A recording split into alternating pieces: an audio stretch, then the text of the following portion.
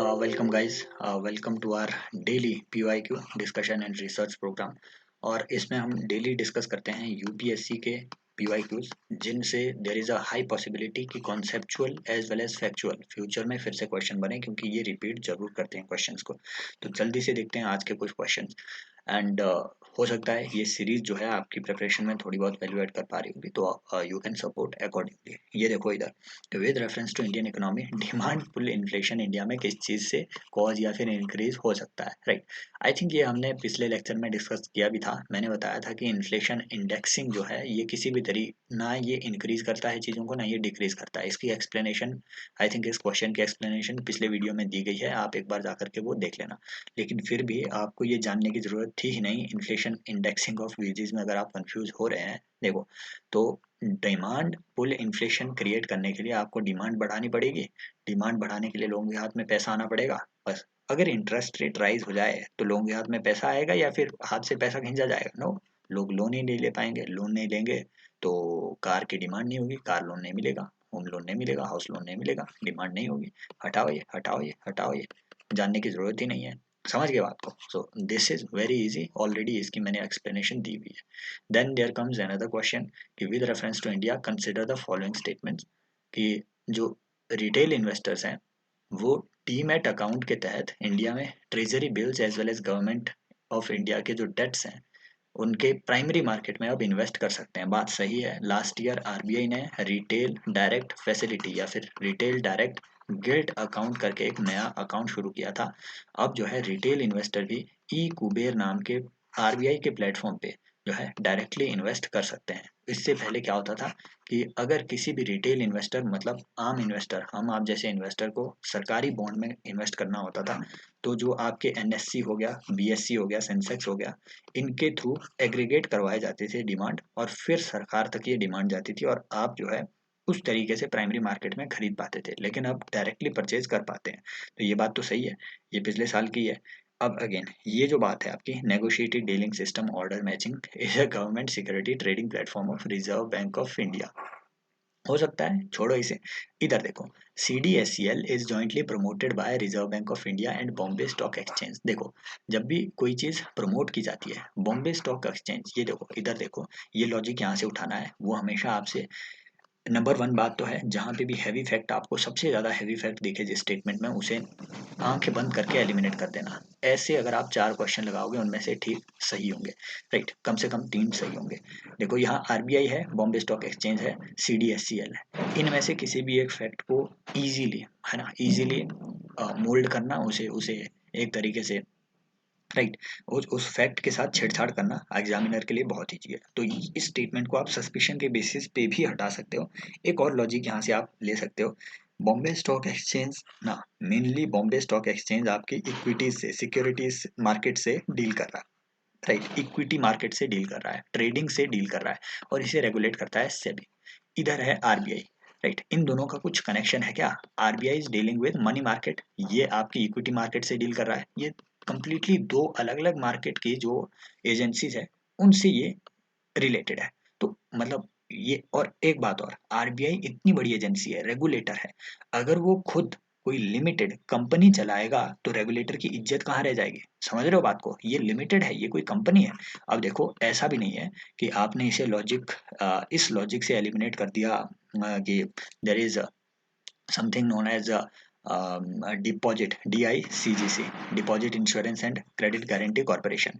ये अलग बात है, ये आरबीआई की फुल्ली आउंड सब्सिडरी है, ये बात अलग है, राइट। लेकिन ये एक कॉर्पोरेशन है, ये एक लिमिटेड है, ये एक कंपनी है। अगर रेगुलेटर ही खुद कंपनी चलाने लग जाए तो समझ रहे हो बात को, कहाँ जाएगी बात? इस लॉजिक पे ये हटा दो, बी आंसर आपका सही है। और यहाँ से ये बात जरूर उठा के देख लेना, राइट, कि जो आपका negotiated dealing system order matching platform है, ये आरबीआई का सेकेंडरी ट्रेडिंग प्लेटफॉर्म है। Primary trading platform is your e Kuber. और ई कुबेर में प्राइमरी इशुएंसेस होते हैं, मतलब पहली बार सरकार ने अगर इशू किया हो बॉन्ड तो वो ई कुबेर पे आएगा। सेकेंडरी ट्रेडिंग उसकी आरबीआई का अगर कोई प्लेटफॉर्म है, दैट इज योर NDSOM। ये बात याद रखनी है, ऑलरेडी पीवाईक्यू में पूछा गया है, फ्यूचर में फिर से पूछा जा सकता है। It is RBI trading system.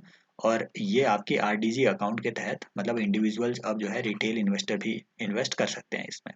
Right. ये बात आपने याद रखनी है, प्राइमरी इशुएंसेस में अब इन्हें अलाउड है, पहले अलाउड नहीं था। राइट। सो आई होप इस स्लाइड में आपको अगर कोई दूसरी इंफॉर्मेशन मिले अच्छी, तो आप जो है वो भी देख सकते हैं। तो एनी रिटेल इन्वेस्टर केवाईसी जिसके पास है वो रिटेल डायरेक्ट स्कीम के तहत इन्वेस्ट कर सकता है इसमें। और non resident retail investors are also eligible to invest in government securities, लेकिन फेमा के तहत उनको क्लियरेंसेज लेनी पड़ेगी मिनिस्ट्री ऑफ फाइनेंस से।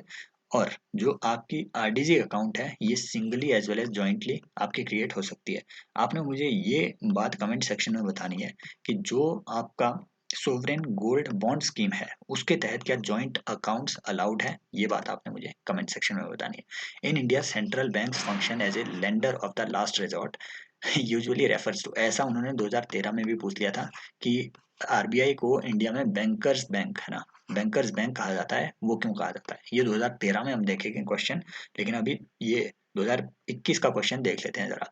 ये कह रहा है आपका कि lender of the last resort usually किस लिए कहा जा रहा है आरबीआई को। देखो ये बहुत कंफ्यूजिंग आपके क्वेश्चंस हैं, और ये आपके ऑप्शंस आपको हेल्प कर रहे हैं। ये बोल रहा है कि इसमें से मिनिमम एक ऑप्शन तो गलत है, दो भी हो सकते हैं, मिनिमम एक तो गलत है। अब आपने पढ़ जाना है गलत को आइडेंटिफाई करने के पीछे। अगर आपको पता नहीं भी है तो जो सबसे गलत लग रहा है उसे आइडेंटिफाई करो। जैसे ये कह रहा है lending to the trade industry bodies when they fail to borrow from other sources. क्या आरबीआई डायरेक्टली ट्रेड या इंडस्ट्री बॉडीज को, मान लो फिक्की, एसोचैम या फिर रिलायंस को आरबीआई ने डायरेक्टली कभी लेंड किया? ये तो हटा दो। समझ गए, हट गया ना ये बात बस। And providing liquidity to banks having temporary crisis, हो सकता है, खड़ा रखो। Lending to government to finance budgetary deficits, actually ना ये आपसे पूछ रहा था एफआरबीएम एक्ट के बारे में, क्योंकि इन्होंने 2000, देखो इनडायरेक्टली पूछ रहा है, 2020 में इन्होंने एफआरबीएम एक्ट पे पूछ लिया था कि जो medium term physical policy statement है वो किस किस एक्ट के तहत मैंडेटेड है। बस इस साल इन्होंने इनडायरेक्टली पूछ लिया। एक्चुअली बात यह है कि जब आपका एफआरबीएम एक्ट आया, तो एफआरबीएम एक्ट के आने के बाद इंडिया में बजटरी है ना, एक तरीके से मोनेटाइजेशन ऑफ डेफिसिट जिसे आप कहते हैं कि जितना सरकार का बजटरी डेफिसिट है उसे जो है आप मोनेटाइज कर देंगे। तो मोनेटाइजेशन ऑफ फिजिकल डेफिसिट में जो पाबंदी लग गई है, राइट, आपके एफआरबीएम एक्ट के बाद। हालांकि इसमें एक पीस क्लॉज बाद में लाया गया, सॉरी, एस्केप क्लॉज 2017 के आसपास लाया गया, that is a different matter जो हम बाद में डिस्कस करेंगे। लेकिन ये बात जरूर है कि एक बार सर्च कर लेना एस्केप क्लॉज के बारे में, एक बार थोड़ा रिसर्च कर लेना, अदरवाइज मेरी वीडियो बहुत लंबी चली जाएगी। तो बजटरी डेफिसिट को तो इंडिया में आजकल तो अलाउ नहीं किया जा रहा है, लेकिन फिर भी इंडिया में जो है lender of the last resort आप कह रहे हैं सेंट्रल बैंक को, समझ लो, ये भी एलिमिनेट कर दो, ये भी एलिमिनेट कर दो, बीज योर आंसर। समझ गए बात को।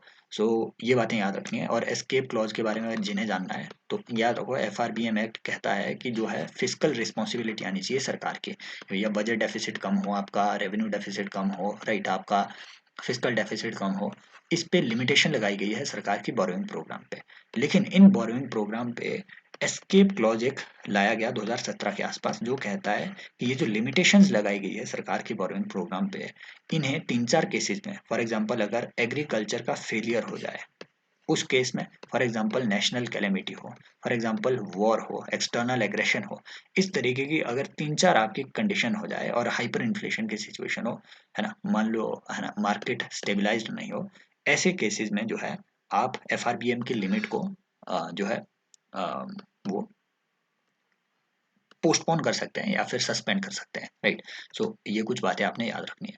नेक्स्ट कम्स कि government of India, governor of RBI is appointed by central government, हो सकता है भाई, छोड़ो। And certain provision in constitution of India gives central government the right to issue directions to RBI in public interest, इसे निकालो। देखो ऐसे work करता है आपका, टू को निकालो, क्योंकि कॉन्स्टिट्यूशन ऑफ इंडिया में आरबीआई का स्ट्रक्चर या फिर आरबीआई का गवर्नर कौन अपॉइंट होगा, नहीं, ये कुछ नहीं दिया गया है। For that it is a statutory body, it is not a constitutional body। हालांकि ये बात याद रखना है कि कॉन्स्टिट्यूशन में आरबीआई मेंशन्ड है। जिन्हें ये है ना, जिन्होंने पॉलिटी 10 बार पढ़ ली है और उसके बाद इन्हें ये फैक्ट पता चल रहा है कि कॉन्स्टिट्यूशन में कहीं पे आरबीआई मेंशन्ड है, और अब जो है वो चौंक रहे हैं, मास्टर गलत बता रहा है, आरबीआई कॉन्स्टिट्यूशन में मेंशन नहीं हो सकता है। वो जाकर के देख लेना गुरु, 7th शेड्यूल देख लेना। 7th शेड्यूल की जो आपकी सेंट्रल लिस्ट है इसका आई थिंक 34th या 35th नंबर पे जो एंट्री है वो देख लेना, वहाँ आरबीआई आपको देखने को मिलेगा। ओरिजिनल कॉन्स्टिट्यूशन की कॉपी डाउनलोड कर लेना, वो जो है सेंट्रल लिस्ट में आपको देखने को मिलेगा जरूर। तो ये हटाओ। सीबीआई भी मेंशन्ड है उसमें, याद रखना, समझ गए। बस यही बात है, और बाकी सब तो सही बातें हैं इसमें दी हुई, समझ गए। लेकिन आपने यहाँ से एक और बात याद रखनी है, economic capital framework. Economic capital framework जिन्हों को रिवाइज है ना, जिन्होंने पढ़ा होगा उन्हें रिवाइज करने में इसमें कोई दिक्कत नहीं है। Economic capital framework is basically a framework that was recommended by Bimal Jalan committee recently, है ना, अभी 2020 के आसपास। तो बिमल जालान कमेटी ने क्या बोला कि एक तरीके से आरबीआई के जितने भी सरप्लस है वो अपने सरप्लस का only around 6 to 7% he reserve रखे। आजकल हमारे आरबीआई के पास है टोटल कैपिटल का अराउंड 15 to 20% रिजर्व, और ये हाईएस्ट है, हाईएस्ट इन द वर्ल्ड। तो बिमल जालान कमेटी ने बोला कि भैया इतना पैसा रख के तुम क्या करोगे, इकोनॉमी में रिलीज करवा दो, एक्टिविटी होगी, ग्रोथ होगी, समझ गए। तो बस बिमल जालान कमेटी ने ये रिकमेंडेशन दी है कि आप जो है अपना इकोनॉमिक कैपिटल फ्रेमवर्क रिवाइज करो। किस चीज से रिलेटेड है, आरबीआई के सरप्लस ट्रांसफर से रिलेटेड, गवर्नमेंट ऑफ इंडिया को सरप्लस ट्रांसफर से रिलेटेड, डिविडेंड ट्रांसफर से रिलेटेड। आई थिंक यस, मैंने ये ऐड भी किया हुआ है, Bimal Jalan committee surplus distribution of RBI, वही बात इन्होंने रिकमेंड की हुई है। और सरप्लस ट्रांसफर क्या है, सेक्शन 47 ऑफ आरबीआई एक्ट में ये बात मेंशन्ड है, कॉन्स्टिट्यूशन में मेंशन नहीं है। बस ये बातें आपने याद रखनी है। इससे पहले मिलगाम कमेटी भी जो है इस पे बनाई गई थी, याद रखना है, रख लेना, अदरवाइज ये तो याद रख लेना, Bimal Jalan committee, economic capital framework वगैरह, राइट। नेक्स्ट आता है with reference to casual workers employed in India consider the following. सारे क्वेश्चन लॉजिकल है, मैं बता रहा हूँ। ये कह रहा है आपको all casual workers are entitled to provident fund coverage in India. देखो ये कह रहा है आपको ईपीएफओ के बारे में, ईपीएफओ के बारे में। अब देखो यहाँ ना एंटाइटल्ड वर्ड ट्रिकी है, मैं बता रहा हूँ ये ट्रिकी है ये word entitled. Entitled is different, eligible is different, समझ गए। तो एलिजिबल तो कोई भी है, क्योंकि आप जो है ईपीएफओ वगैरह में अकाउंट नॉर्मली खुलवा सकते हैं, बट जिनके लिए मैंडेटरी है वो कैजुअल वर्कर्स हैं, या फिर वो वर्कर्स हैं जिनके लिए मैंडेटरी है ईपीएफओ में रजिस्टर करना, जो कि उन उन ऑर्गेनाइजेशंस में काम कर रहे हैं जिनके 10 से ज्यादा वर्कर्स हैं, राइट, समझ गए, 10 से ज्यादा वर्कर्स हो, इट मीन्स वो फॉर्मल सेक्टर में हो, उनके लिए मैंडेटरी है। और उन वर्कर्स के लिए, ये ऑर्गेनाइजेशन की मैंडेट, राइट, उन वर्कर्स के लिए भी मैंडेटरी है जिन, है ना, जिनकी जो मंथली इनकम है वो 15,000 से कम है, ज्यादा नहीं, कम है, ये बात याद रखना है। जिनकी 15,000 से कम इनकम है उनके लिए ईपीएफओ में रजिस्ट्रेशन मैंडेटरी है, बाकी तो बाकी लोग भी कर सकते हैं, समझ गए बात को। ऐसे ही आपकी अटल पेंशन योजना है, ऐसे ही आपका नेशनल पेंशन सिस्टम है। उन्होंने एनपीएस पे ऑलरेडी क्वेश्चन पूछा हुआ है। भारत के जितने भी लोग हैं ना, वो 18 से 60 साल के बीच के जितने है ना, 40 वाले जो है ओपन कर सकते हैं इसमें, 18 से, है ना, ये रेंज के जितने भी लोग हैं, चाहे वो सरकारी एम्प्लॉय हो, प्राइवेट एम्प्लॉय हो, या एम्प्लॉय ना भी हो, बेरोजगार हो हमारी तरह, वो भी जो है वो भी एनपीएस में रजिस्टर हो सकते हैं, समझ गए ना बात को। तो यही उनकी ट्रिकीएस्ट वहां पे स्टेटमेंट्स थे। अटल पेंशन योजना में भी यही सवाल है, राइट। अटल पेंशन योजना में भी आपको जो है ये कंफर्म कर लेना एज इसकी, आई थिंक 15 to 60 ईयर्स है ना, sorry 15 to 40 years are eligible to open the account. 60 years तक आपको जो है पे करना पड़ेगा इसमें, 60 साल के बाद आपको पेंशन लग जाएगी, मिनिमम पेंशन 3,000 रुपये। और अगर आपकी डेथ हो गई तो आपकी फैमिली या फिर आपकी जो लीगल हेयर है उनको आपकी पेंशन मिलती रहेगी और पूरा अमाउंट मिलेगा। अटल पेंशन योजना ये 15 है या 18 है, ये कंफर्म कर लेना, बाकी तो सब सही है, समझ गए बात को। सो ये थोड़ा होमवर्क है आपके लिए, बस यही हटाना था, यही हटाना था, यही हटाना था, यही हटाना था। ऑल यहाँ पे देखो, ये लॉजिक मत लगाना कि all all all extreme statement है, हटा दो, दोनों को हटा दो। ऑप्शन आपको कह रहा है कि इनमें से एक एक्सट्रीम स्टेटमेंट करेक्ट भी है कि all casual workers are entitled to regular working hour and overtime payment, ये बात तो सही कह रहा है। एक्सप्लॉइटेशन के अगेंस्ट ये बात हो रही है, सही हो रहा है ना। मतलब इसमें से ना आपको वर्स्ट स्टेटमेंट है वो हटानी होती है, कंपेयर करना होता है।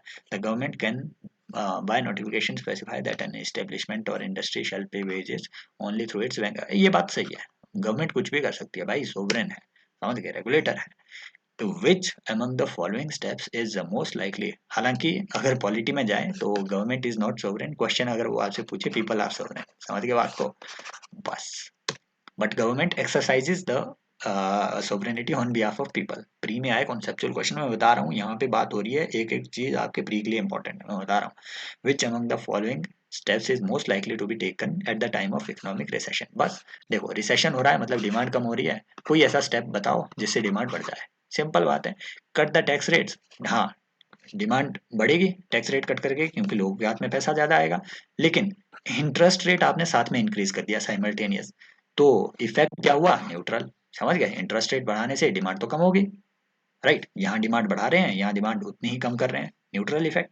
Increase in expenditure on public project, बिल्कुल सही बात है, इससे जो है आपकी डिमांड बढ़ेगी, क्योंकि जितना एक्सपेंडिचर होगा उतना लोगों के हाथ में पैसा जाएगा, उतना डिमांड बढ़ेगी, उतना आपके इकोनॉमिक रिसेशन से बाहर आएंगे।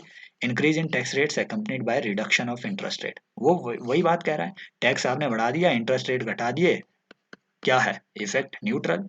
And reduction of expenditure on public project, झूठ बात बोल रहा है वो रिडक्शन से जो है एम्प्लॉयमेंट नहीं होगी। समझ गए बात को? तो B is your correct answer, बहुत लॉजिकल था ये। यहाँ से आगे के अगले वीडियो में, क्योंकि ये बहुत लंबी वीडियो जा रही है, आई होप कि जो है आपके रिवीजन के लिए ये वीडियो सीरीज आपकी बहुत छोटी छोटी वीडियोस हेल्पफुल हो रही होगी। अनअकैडमी पे मेरे बिल्कुल फ्री लेक्चर अगर देखने हो तो BST 2022 इसी कोड का यूज करें, और फ्री लेक्चर्स को आप एक्सेस कर सकते हो, उसकी लिंक को आप एक्सेस कर सकते हो मेरे टेलीग्राम चैनल से। टेलीग्राम की लिंक मिलेगी आपको डिस्क्रिप्शन में। समझ गए बात को? So take care, bye bye. Recommendation, feedback जरूर दिया करो यार कमेंट में, है ना? I really like reading your comments. Take care, bye bye, keep motivating, as always love you.